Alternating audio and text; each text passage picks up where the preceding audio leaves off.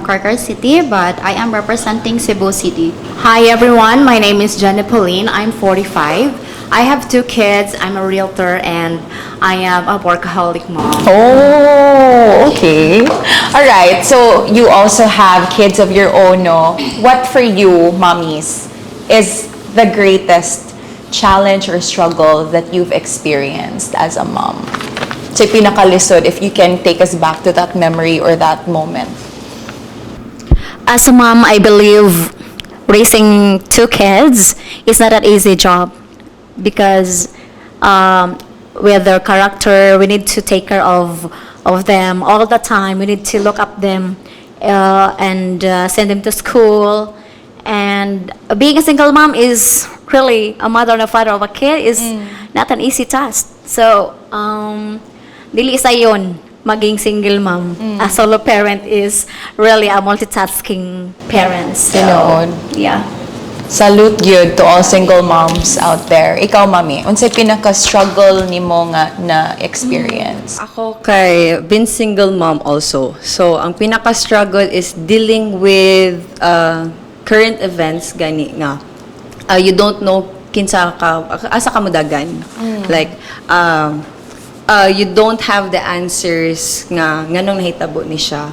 Like if you're asking for answer to your ex or to your ex-partner, nya dili ka hatagan og sakong tubag, which is like makakuan siya sa imong worth. Kaya na, mami.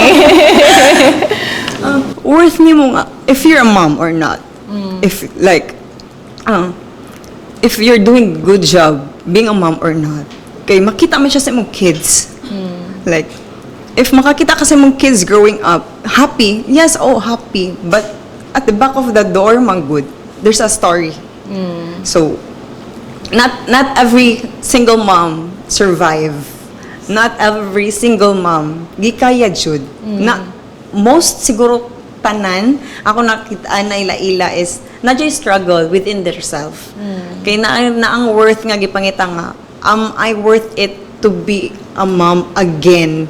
Nga I failed to give the complete family to my kids.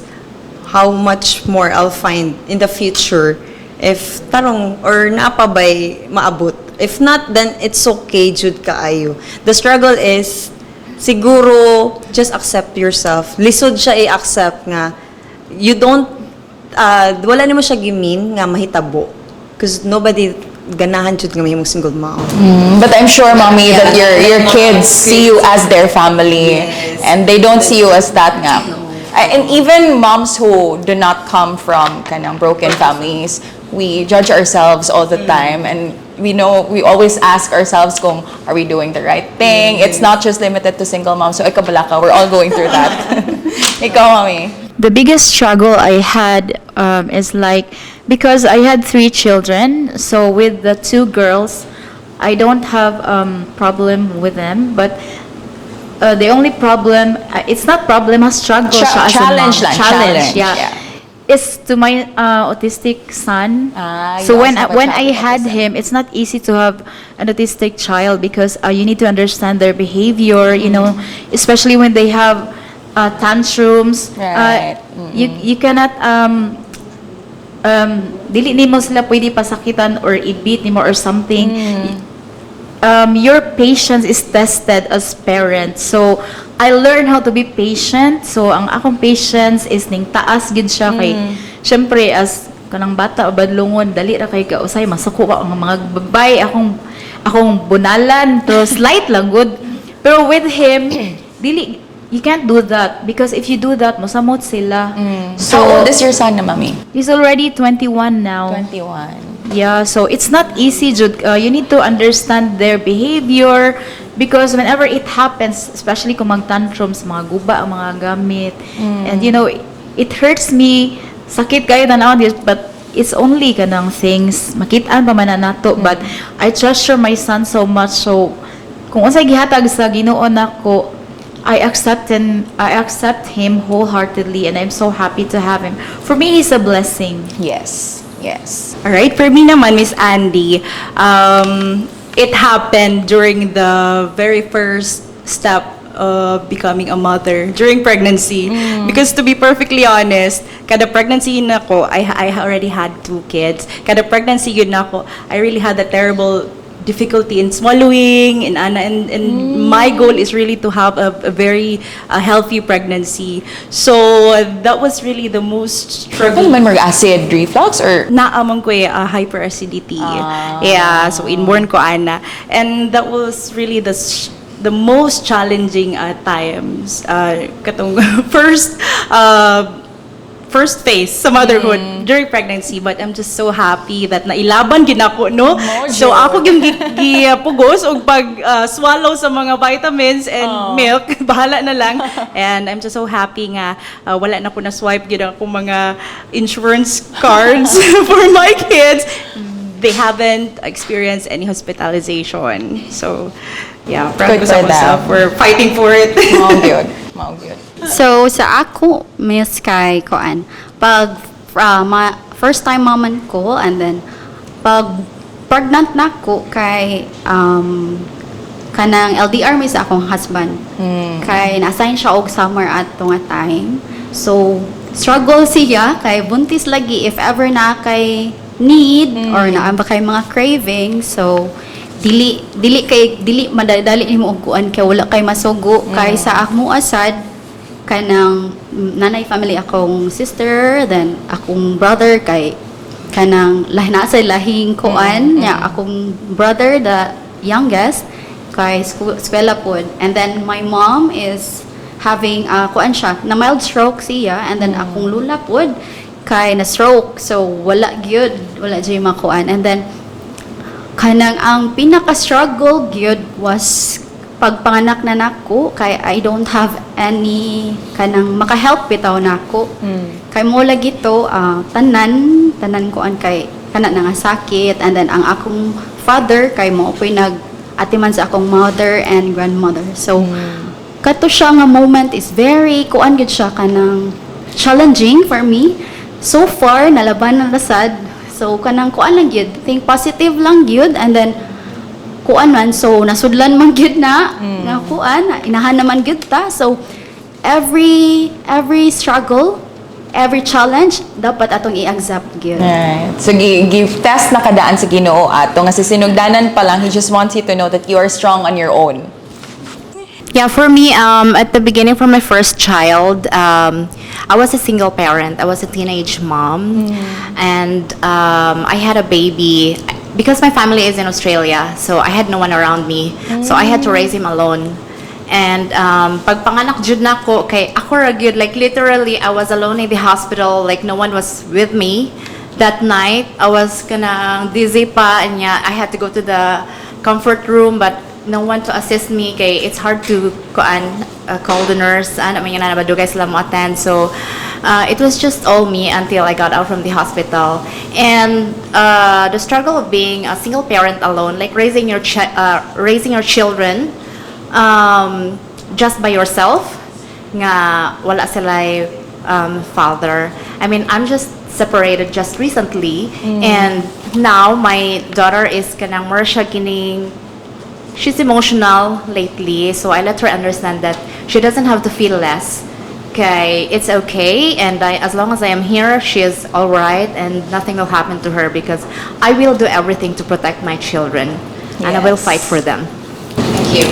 Thank you, Kayo, for sharing with us your struggles, no matter how intimate they may be about. But it's really nice na because when you tell the world about your story, you're also allowing people to feel like it's okay to share their own stories as well. Now, given all of these challenges that you mommies are going through or have gone through, last question na lang, if you were to give an advice to your younger self, what would that be? Get married in the right age. Ayaw magdali. Ayaw pagdali. Nagdali ka ka, mami. Wala ra, I'm 41 but I'm still single. Available. For me, to my younger self, ayaw pagdali and then think through. Tanan, as in, maabot ra jud siya if ihatag siya ni Lord. Like, be positive lang and have faith. With any religion you have, just have faith. Maulang jud na siya. For me, it's the same, no, because I am already annulled.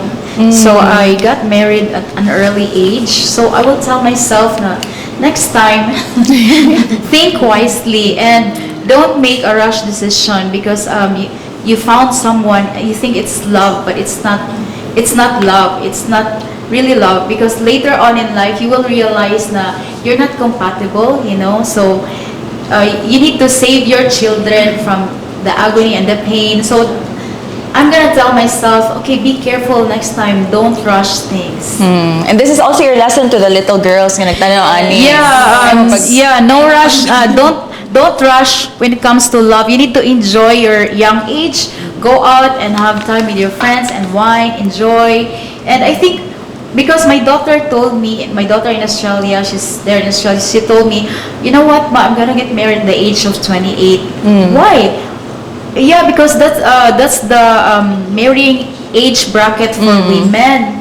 So, I told her no, but you need to work on for you have lots of dreams, right? And ambitions. She said, no, there should be the right age for me. Remember, I need to have a child. So I want my child just like to be my friend. So 28 is a perfect age for me to settle down. That's all. Ikaw, Mommy Jan. For me naman, for my younger self, I will not change way of saying that I will advise my younger self to continue doing the right thing, even how hard it is, how challenging it is, because if you're just doing the right thing, everything will be aligned. So that's why I'm reaping what I saw during my younger years. My kids are healthy based on my experience that being shared earlier. Nagka-racket. For me, to my younger self, live life to the fullest. Don't rush things, and choose the right lifetime partner. I would tell my younger self, you should have listened to your mother.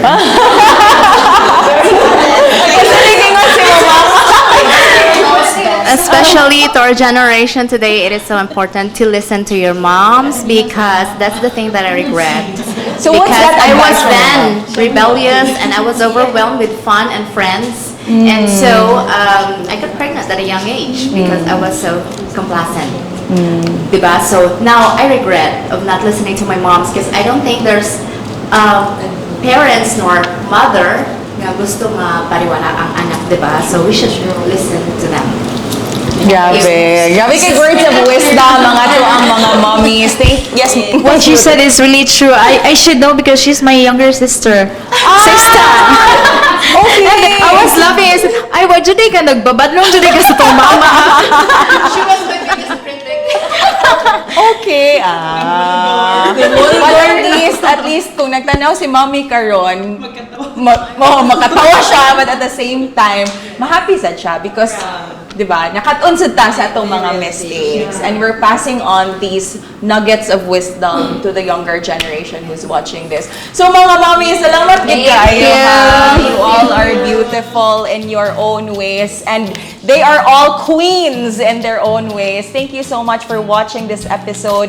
And stay tuned, mga kauban, sa Coronation Night of Queen Mother of Cebu 2024. My TV Cebu will of course be there. Thank you so much for watching. I hope that you've learned a lot from this episode and that you've enjoyed it as much as I did. This has been Andi for AnDiscoveries.